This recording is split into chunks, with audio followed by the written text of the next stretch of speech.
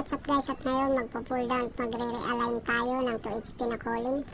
Yun, check up bago natin baklasin. Walang mga tornilyo. Isa, dalawa, tatlo, apat. Apat ang walang tornilyo.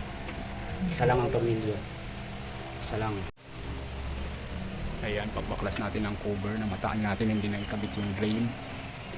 So checking the alignment. Ayan, check natin yung alignment ng unit. Tama naman. Nandito yung bubbles dahil nandito yung drain. Nga lang, pagdating dito sa daluyan ng tubig, dito na siya sumablay. Yun o. Doon siya lulusot pababa, pero baliktad yung klebe. Simple common sense, wala pong tubig na aakyat against the gravity. So yun po yung kailangan natin baguhin ngayon. Dahil medyo nabaliktad yung utak ng nagkabit.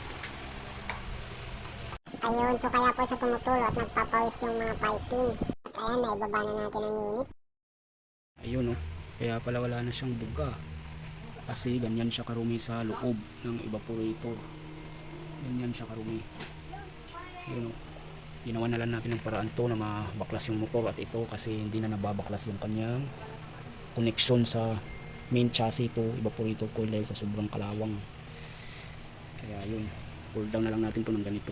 At ayan na nga po yung kanyang mga latak, no? So isprehan na natin to ng pressure washer. At ayan na nga po, tapos na rin tayo. Malinis na rin siya guys, no? Nilagyan din pala natin yun ng declaring chemical.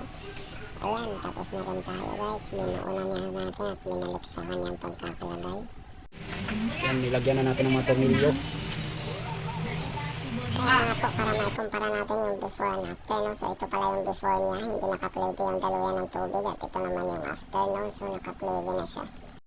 At ayan, dahil tapos na tayo sa under unit, no? So chinik din natin yung kanyang condensing unit. Napakahina lang ang ikot ng kanyang condensing unit. At kaya chinik natin yung fan capacitor. At ngayon nakita natin na mahina na pala yung kanyang microfarad. Change value na. At ayan, pati yung reactor capacitor ay pinalitan din natin. 35 microfarad naman. At ayan na po, tapos na tayo magpalitan ng mga sirang part. Testing na natin to. So lumakas na ang kanyang ikot, no?